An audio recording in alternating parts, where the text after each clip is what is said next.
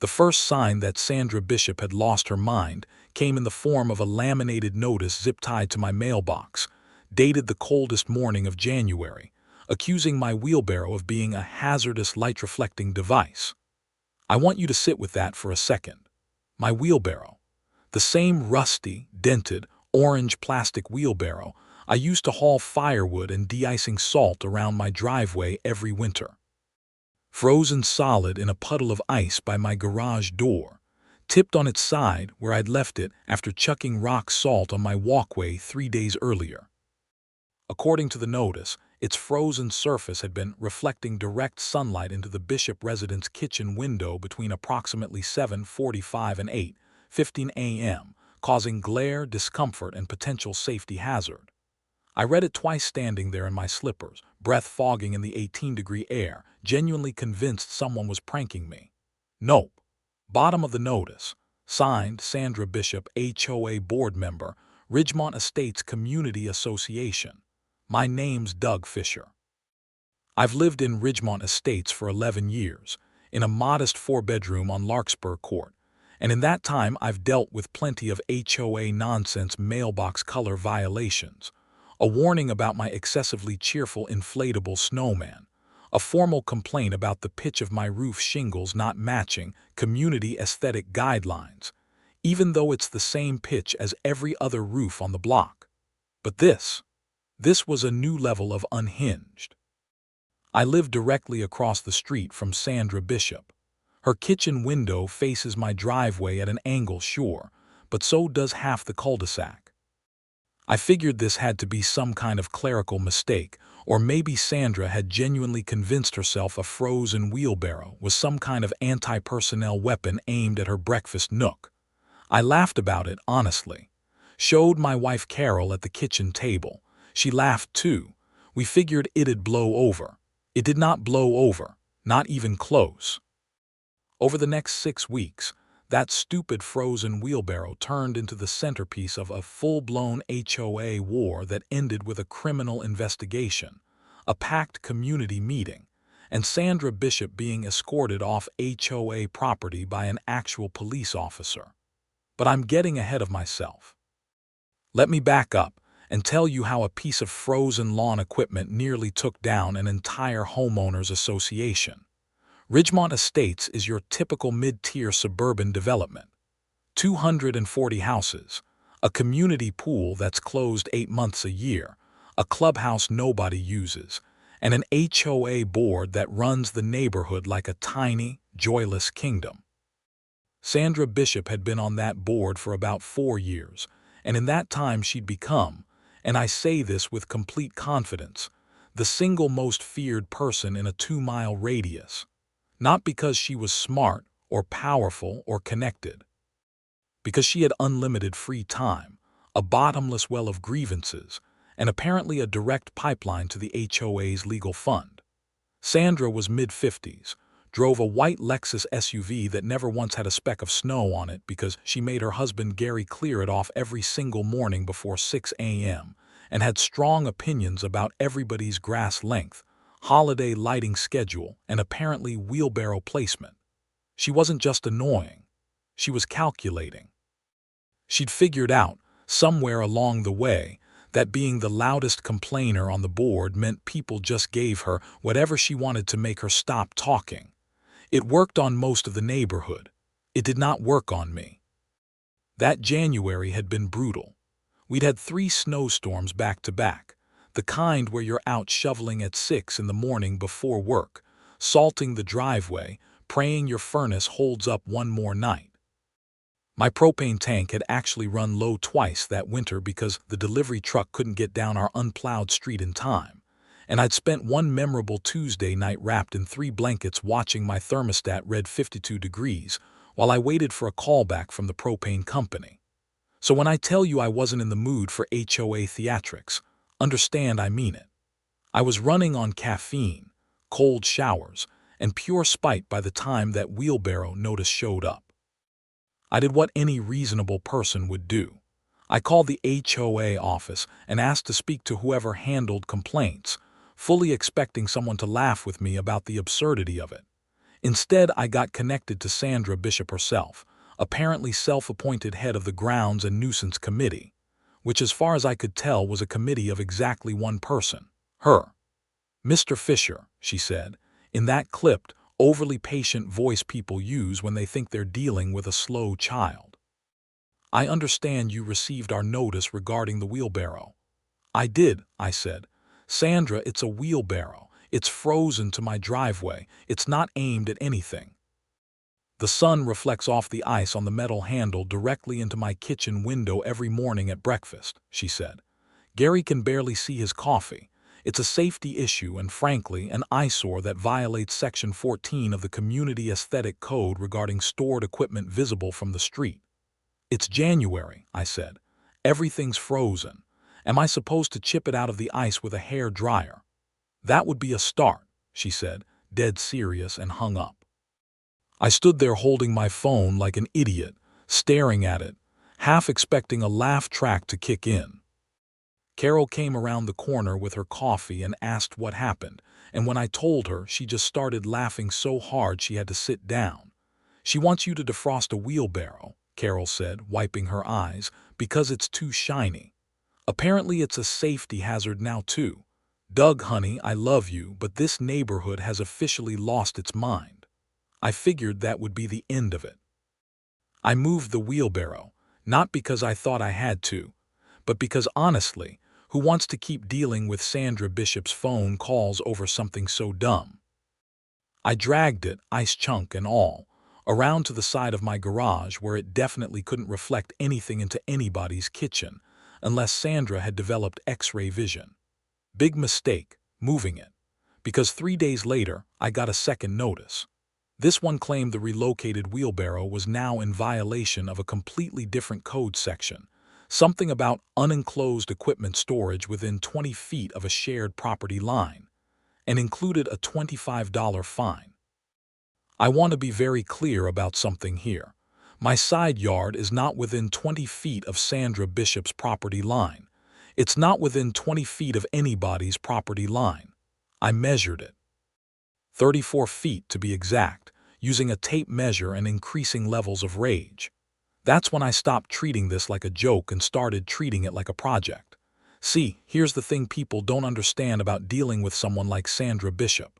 She counts on you being too tired, too busy, or too embarrassed to push back. Most people just pay the fine, move the item, mutter under their breath, and go on with their lives. I probably would have too if it had been a one-time thing.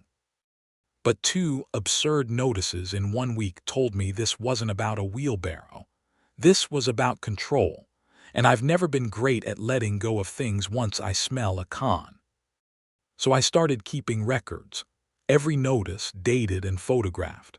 Every phone call logged with time and what was said. And this turned out to be the single smartest thing I did in this entire saga. I checked my home security camera footage. I'd installed a couple of cheap wireless cameras the year before, mostly because of package theft 2 streets over. Nothing fancy, just enough to cover my driveway and front walk. I pulled up the footage from the days in question, fully expecting nothing useful. What I found instead was gold. The camera angle clearly showed the wheelbarrow sitting where I'd originally left it, tipped on its side, coated in ice, completely motionless. For the entire window of time, Sandra claimed it was blinding her family at breakfast. But here's the kicker. My camera also happened to catch a sliver of Sandra's own driveway across the street because of the angle of my porch. And in that footage, plain as day, time-stamped, was Sandra Bishop herself, standing in her driveway at 7:52 a.m., taking a photograph of her own kitchen window from the outside, then walking back inside. She was staging the evidence. I watched that clip about 6 times before I fully processed what I was looking at. This woman had walked outside in freezing weather, photographed her own window from the street to make it look sun-glared, then presumably used that photo as part of whatever documentation she'd used to justify sending me a formal violation notice. I saved that footage in about 4 different places that same night, because If there's one thing 11 years of HOA warfare teaches you, it's back up everything before you need it. Around this same time, my neighbor Ray Delgado, who lives 2 houses down and has his own long history with Sandra over a basketball hoop dispute from 2 summers back, texted me a picture of his own notice. His offense: a frozen garden hose creating a slip hazard visible from the roadway. Same week as mine. Same laminated format. Same signature. I started asking around the cul-de-sac, casually at the mailboxes, in driveways while we scraped ice off our windshields. Turns out at least 6 other households had gotten winter-related notices in the past month. All bizarre, all from Sandra, all involving things that were completely unavoidable during a brutal cold snap. A frozen bird bath creating unsafe ice glare. A propane tank cover that had blown off in the wind, deemed improper storage of hazardous materials. Someone's rock salt bag left on their porch step, cited for unsightly commercial packaging visible from the street. It was like she decided winter itself was a code violation, and she was going to find her way through it house by house. Here's where it got interesting, though. Talking to my neighbor Priya Anand, who works as a paralegal downtown, she mentioned something that made my ears perk right up. She said HOA fines, especially escalating or repeated fines tied to vague or inconsistently enforced rules, can be challenged. And if the HOA board is shown to be enforcing rules selectively or fabricating violations, it opens the whole board up to liability, not just embarrassment. She also mentioned that a lot of states require HOA boards to follow specific notice and hearing procedures before fines can actually be enforced, and that a lot of boards, especially small volunteer ones, cut corners constantly because homeowners rarely push back hard enough to expose it. That was exactly the kind of information I needed. I am not a lawyer.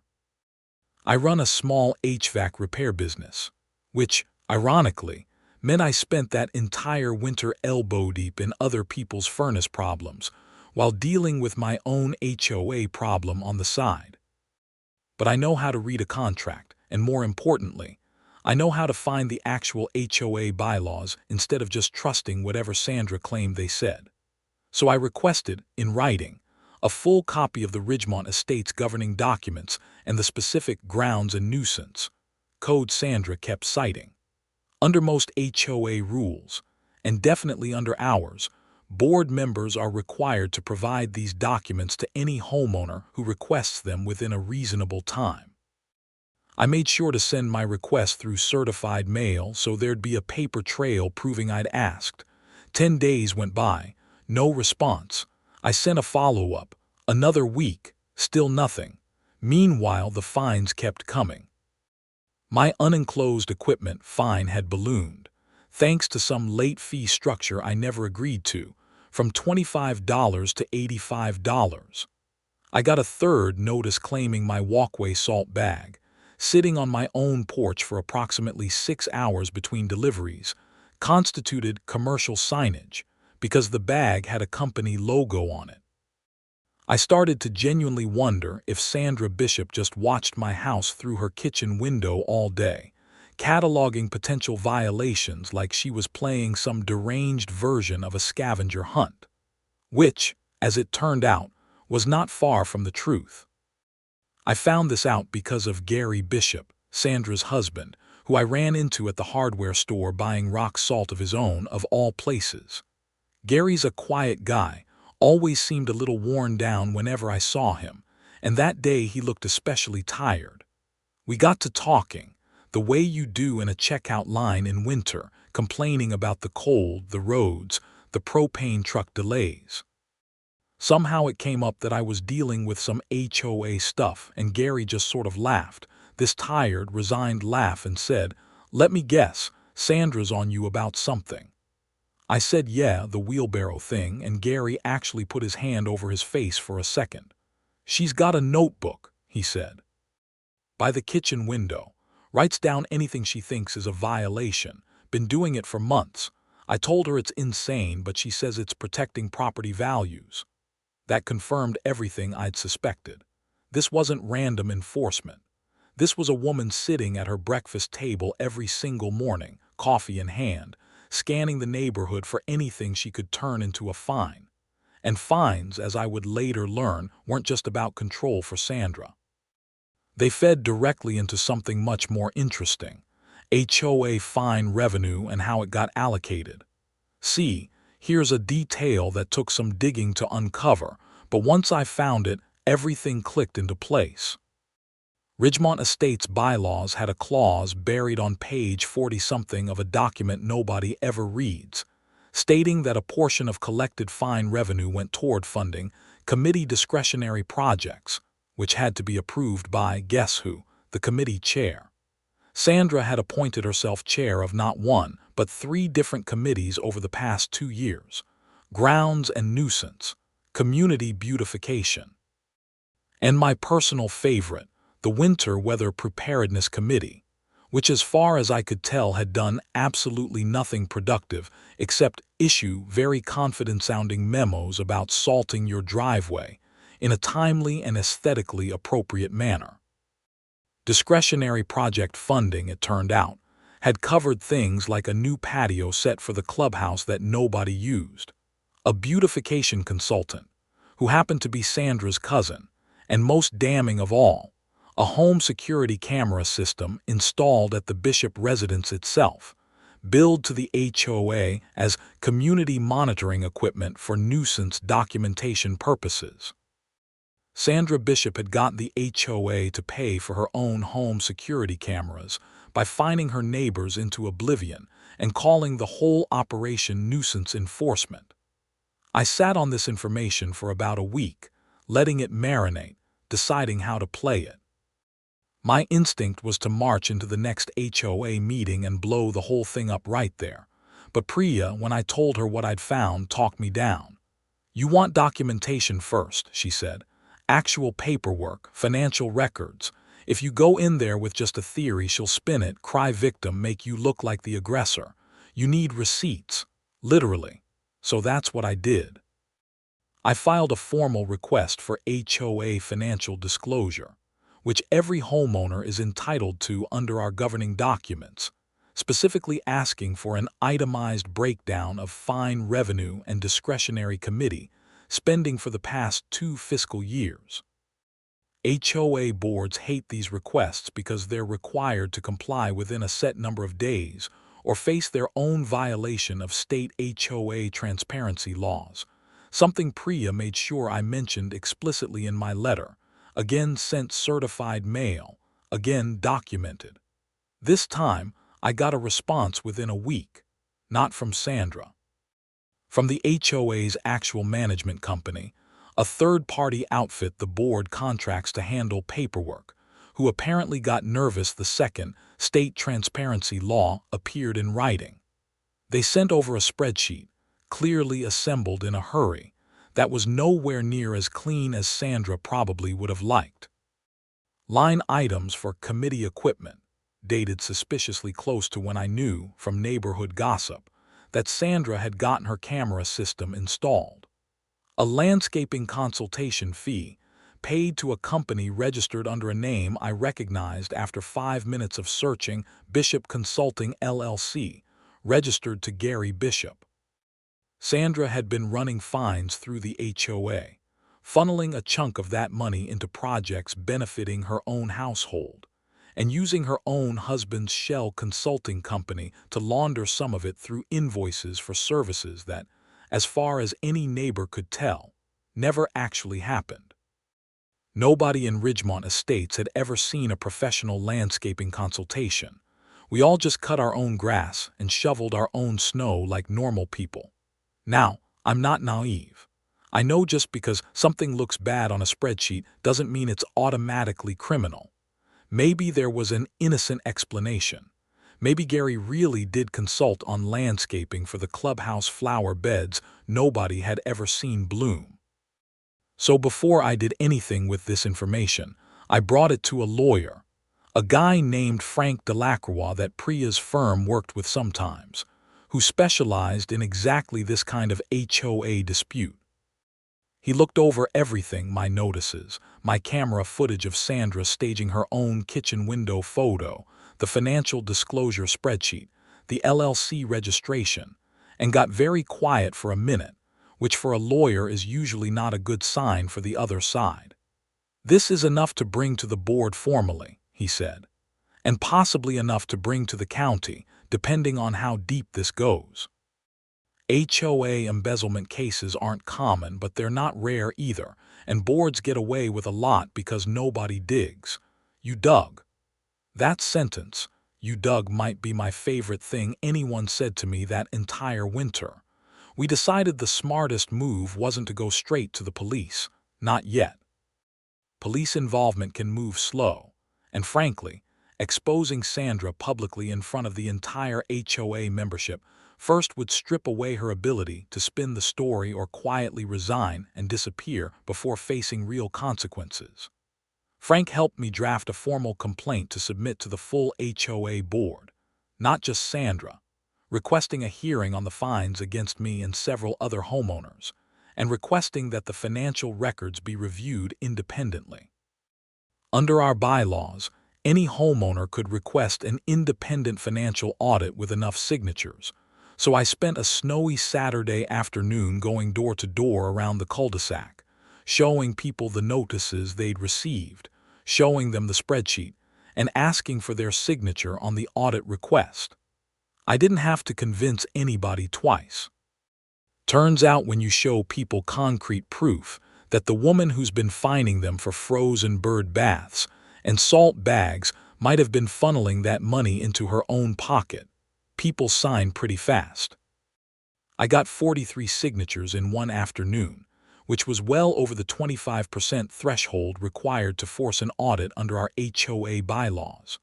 I submitted the request the following Monday, alongside my formal dispute of my own fines, and copied the management company and every other board member, not just Sandra, specifically so there was no way for this to get quietly buried in her inbox. The response was immediate and honestly hilarious. Within 48 hours, I got a call from the HOA board president, a soft-spoken older guy named Walt Herrera, who I don't think I'd spoken to more than twice in 11 years, sounding like a man who had just discovered his basement was on fire. "Mr. Fisher," he said, "I think we need to talk about some of these documents you sent over." The next scheduled HOA meeting was set for the first Thursday of February at the clubhouse, same as always. Normally these meetings pull maybe 15 bored homeowners who show up to complain about pool hours or parking. This one pulled close to 90 people. Word travels fast in a neighborhood once you tell enough people their fines might be funding somebody's home security system. I remember walking in that night, snow still crunching under my boots, Carol next to me holding a folder thick with printed evidence, and seeing the clubhouse parking lot packed for the first time since I'd moved in. Ray Delgado was there. Priya was there. Gary Bishop was there too, sitting near the back, looking like a man who already knew what was coming and had made peace with it. Sandra was up front at the board table, looking sharp in a blazer, clearly not expecting the turnout but trying to play it cool. I watched her face when Walt opened the meeting by saying the board had received some concerning documentation regarding fine enforcement and financial allocation, and needed to address it before moving to other business. Her jaw tightened, just slightly, just enough that I knew she knew this wasn't going to be the meeting she'd planned for. Walt asked me to present what I'd found since I was the one who'd submitted it. I want to say I had some big dramatic speech prepared, but honestly I just told it straight, the way I've told it to you. The wheelbarrow, the frozen bird bath, the salt bag, the pattern of escalating, oddly specific fines targeting basic winter maintenance that nobody could avoid. Then I pulled up the security footage on my laptop, connected to the clubhouse projector, and let the room watch in silence as Sandra Bishop stood in her own driveway in the freezing cold, photographed her own kitchen window from outside, and walked back into her house. Somebody in the crowd actually laughed out loud, this short, disbelieving bark of a laugh, and it kind of broke the tension because after that, half the room started murmuring. Then I moved to the financial spreadsheet. The security camera system billed as community monitoring equipment, installed at Sandra's own address. The landscaping consultation fees paid to Bishop Consulting LLC, registered to Gary Bishop, for services nobody in the neighborhood had ever seen performed. I laid it all out, plain, no accusations flying around, just numbers and dates and names, and let the room draw its own conclusions. Sandra tried to jump in a few times. "This is a gross mischaracterization," she said at one point, standing up. "The security system was a necessary tool for documenting ongoing nuisance violations that this board authorized. Which board members voted to authorize a home security system for your personal residence?" Walt asked, and the room went very quiet because apparently no formal vote had ever actually happened. Sandra had just done it. Approved her own discretionary project as committee chair, and had the management company process the invoice without ever bringing it to a full board vote, which, according to the bylaws Frank had walked me through, was required for any expenditure over $500. The security camera system had cost $1,800. Sandra's face went through about 4 different expressions in the span of 10 seconds, landing somewhere between fury and panic, and she said something about needing to clarify some paperwork errors, and that this was clearly a misunderstanding being blown out of proportion by a disgruntled homeowner with a grudge over a wheelbarrow, which got another laugh from the crowd, though not the kind she was hoping for. That's when Priya, sitting a few rows back, stood up and asked, very calmly, whether the board had records of a formal vote authorizing any of the landscaping consultation payments to Bishop Consulting LLC either. More silence, because there weren't any. Sandra had processed those two under her committee authority without board approval over a 2-year period, totaling just over $6,000 in payments to a company owned by her own husband for services that, when several homeowners spoke up right there in the meeting, nobody had ever witnessed. Walt, to his credit, didn't try to protect her. I think he realized pretty quickly that if the board didn't act decisively that night, the whole board's credibility, his included, was going down with her. He made a motion, right there, to suspend Sandra Bishop from all committee positions pending a full independent financial audit, and to freeze any further fine enforcement until that audit was complete. The vote passed unanimously, 7-0, and I noticed Sandra didn't even get a vote herself since board members recused from votes involving their own conduct, a rule she'd apparently used against other people plenty of times before, just never expected to have used against her. She stood up, grabbed her folder off the table, and stormed out of the clubhouse without another word, her heels clicking against the tile in this sharp, furious rhythm that echoed through the sudden quiet of the room. Gary stayed behind for a minute, looking exhausted, and before he left he came over to where I was standing with Carol and just said, quietly, "Thank you for handling this the right way. I've been trying to get her to stop for 2 years. That should have been the satisfying end of it right there. Board humiliated in public, fines frozen, audit ordered." But it got better because 2 weeks later, the independent audit results came back, and concerning turned out to be an understatement. The audit covered the past 3 fiscal years and found over $14,000 in discretionary committee spending that had never been approved through proper board votes, the vast majority of it flowing either directly to Sandra's home or to Bishop Consulting LLC. It also found a pattern of fines disproportionately issued in winter months, specifically targeting weather-related maintenance issues, which the auditor's report noted, raises concerns regarding selective and potentially retaliatory enforcement rather than legitimate nuisance abatement.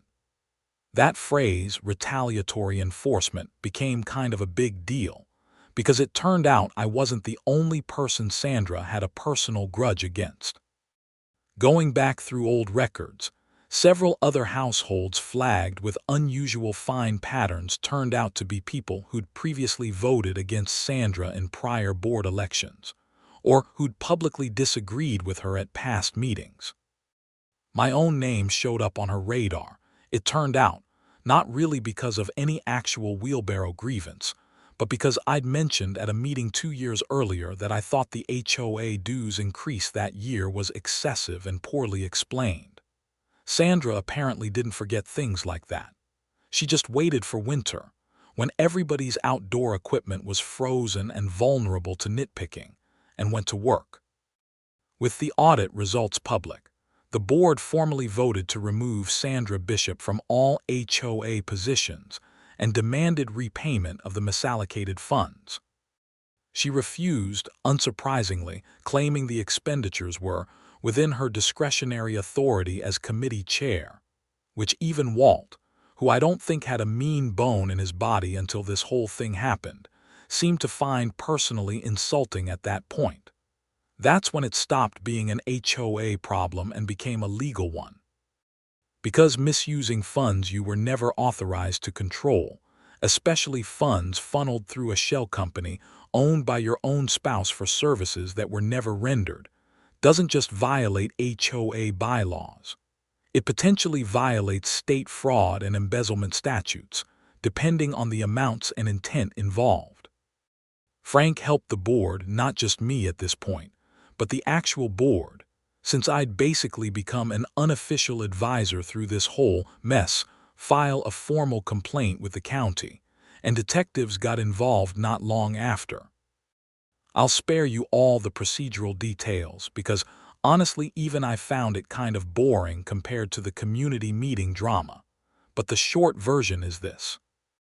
Investigators pulled bank records for both the HOA account and Bishop Consulting LLC, found no evidence any actual consulting services had ever been performed, found the timeline of payments matched almost exactly with fine collection spikes, and eventually determined there was sufficient evidence of embezzlement and fraud to pursue charges against Sandra Bishop personally.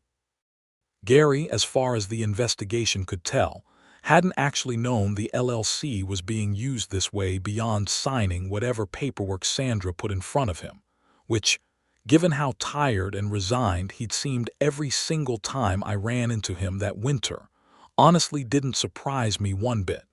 The day it actually happened, the arrest, I wasn't even home.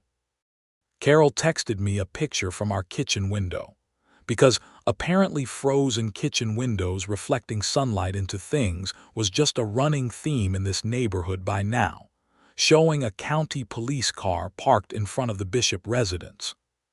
2 officers walked Sandra out of her own front door in handcuffs, in front of God and the entire cul-de-sac, on a bright, cold Tuesday morning in early March, right as the last of that winter's snow was finally starting to melt off the rooftops. I got home in time to catch the tail end of it, standing on my own driveway in my work boots, and I'll admit there was a small, deeply unprofessional part of me that felt an enormous amount of satisfaction watching her get put into the back of that squad car, the same driveway where she'd once stood taking a fake photo of her own kitchen window to build a fraudulent case against my wheelbarrow.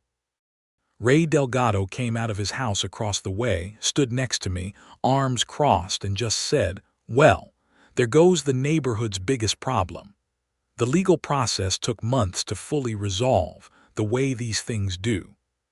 Sandra ended up pleading guilty to a reduced set of charges, embezzlement of association funds, and filing fraudulent financial records, in exchange for avoiding a full trial, and was ordered to pay full restitution to the HOA, totaling just over $14,000, plus a probation period and a permanent ban from ever holding a position on any homeowners association board again, which felt almost like a bonus punishment specifically designed for a woman like her. The HOA itself went through a bit of a shakeup after that too. Walt stepped down as president not long after, saying he felt responsible for not catching what Sandra had been doing sooner, though honestly most of the neighborhood didn't blame him much. Sandra had clearly gotten good at hiding things in plain sight, counting on nobody bothering to look closely. A new board got elected that spring, and I'll admit I got talked into it by about 6 different neighbors, including Priya, who point-blank told me I owed the neighborhood after solving a crime with a security camera and a tape measure. I ended up running for a board seat myself, specifically campaigning on actual transparency and fair, consistent rule enforcement, instead of whatever mood Sandra happened to be in that week. I won by a landslide, which honestly surprised me less than it probably should have, given the entire neighborhood had just watched me expose a fraud scheme over a frozen wheelbarrow. One of the first things the new board did, with me now sitting at that table instead of standing in the audience, was formally revise the fine and notice policy. Every notice now requires photographic evidence timestamped by a neutral third party, not just a board member's personal claim. Every fine gets reviewed by at least 3 board members before being issued, not one person acting unilaterally. And any expenditure over $200, discretionary or otherwise, requires a full board vote logged in written minutes available to any homeowner who requests them. No certified mail runaround necessary. We also, and I'll admit this one was mostly Carol's idea, added a specific clarifying note to the winter maintenance section of the community guidelines, stating explicitly that frozen equipment, temporarily stored outdoor tools, ice buildup on driveways, and similar unavoidable seasonal conditions do not, under any circumstances, constitute nuisance violations. The neighborhood, only half-jokingly, started calling it the Wheelbarrow Clause. It's literally in the official bylaws now. Section 14, subsection C, if anybody ever wants to look it up. Funny enough, that same wheelbarrow that started this entire mess is still sitting in my garage. I use it every winter to move salt and firewood, same as always. Every once in a while, usually around late January when the sun sits low enough in the sky to catch the ice buildup just right, it does actually throw a little glare off toward the street for about 20 minutes in the morning. I know this because Gary Bishop mentioned it to me one morning while we were both out shoveling our driveways, laughing about it, saying he finally understood what Sandra had been complaining about all those months, except from his new perspective. It was just kind of funny instead of a federal case. Gary, for what it's worth, stayed in Ridgemont Estates after everything went down. He and Sandra divorced about 6 months after her arrest, which honestly nobody in the neighborhood was surprised by given everything that came out during the investigation about how controlling she'd been, not just with the HOA, but apparently at home too. Gary's actually a pretty decent guy once you get past his understandably guarded exterior, and he's become one of the more active volunteers on the new landscaping committee, ironically enough, doing actual hands-on work instead of collecting fake consulting fees. Last I heard, Sandra moved to a rental unit outside the county, in a building that, according to Ray Delgado's very reliable neighborhood grapevine, doesn't even have an HOA. I think there's something almost poetic about that. The woman who spent years torturing an entire neighborhood over aesthetic nitpicks and frozen wheelbarrows ended up somewhere with absolutely no rules to enforce on anybody but herself. As for me, I finished out that HOA board term and got reelected twice since, mostly, I think, because people trust that I'll actually check the facts before sending anybody a notice about anything. And because I made a very public promise at my first meeting as a board member that no resident of Ridgemont Estates will ever again receive a formal violation, notice over something they had zero control over, like the weather deciding to freeze their yard equipment in the dead of winter. Every year around the same time, when the first real freeze hits and driveways turn into skating rinks and everybody's out there salting and shoveling and cursing the propane truck for running late again, somebody in the neighborhood inevitably brings up the wheelbarrow story at the mailboxes or over the fence, and we all have a good laugh about it. It's become something of a local legend at this point. The the kind of story that gets more exaggerated every time somebody new moves in and hears it secondhand. I've heard versions where the wheelbarrow supposedly blinded an entire street. I've heard versions where Sandra got arrested at the community pool instead of her own front door. I don't correct people much anymore.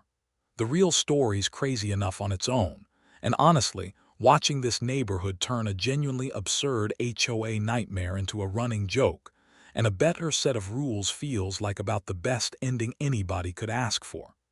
Carol still keeps that original laminated notice, the very first one, taped inside a kitchen cabinet where we keep old takeout menus and expired coupons, right next to the fridge. Every once in a while, when we're arguing about something trivial around the house, one of us will pull it out just to remind the other how much worse things could be. It's hard to stay mad about whose turn it is to take out the trash when you're staring at a laminated document accusing a wheelbarrow of being a hazardous light-reflecting device. And every single winter, without fail, I make absolutely sure that wheelbarrow stays parked in a spot where the morning sun can catch it just right, glinting off the ice for a few minutes before it melts. Not because I'm trying to bother anybody. Just because, given everything that thing started, it feels like it's earned the right to catch a little sunlight now and then.